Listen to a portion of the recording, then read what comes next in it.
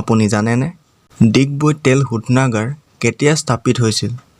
কামাখ্যা মন্দিৰটোৰ কোনে পুনৰ নিৰ্মাণ কৰিছিল? আপুনি জানেনে? আপুনি জানেনে?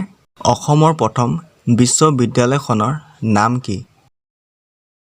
অসমৰ প্ৰথম বিশ্ববিদ্যালয় কেতিয়া স্থাপন হয়? আপুনি জানেনে?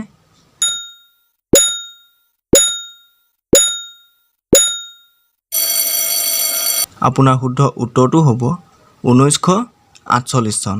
উমানন্দ মন্দিৰ কোনে নিৰ্মাণ কৰিছিল? আপুনি জানেনে?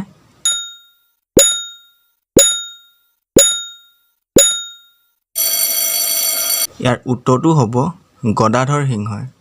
অসমৰ প্ৰথম বিশ্ববিদ্যালয়খনৰ নাম কি? আপুনি জানেনে?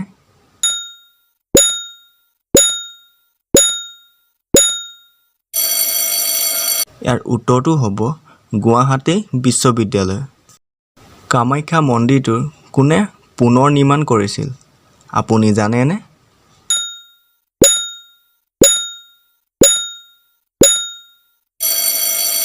ইয়াৰ উত্তৰটো জনাৰ আগত আপুনি যদি এতিয়ালৈকে মোৰ চেনেলটো ছাবস্ক্ৰাইব কৰা নাই তেনেহ'লে প্লিজ ছাবস্ক্ৰাইবটো কৰি লওক।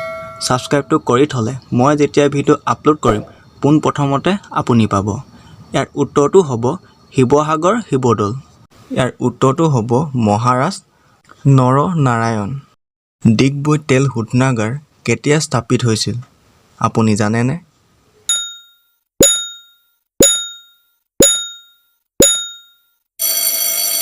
ইয়াৰ উত্তৰটো হ'ব 1901 চন 11 ডিচেম্বৰ।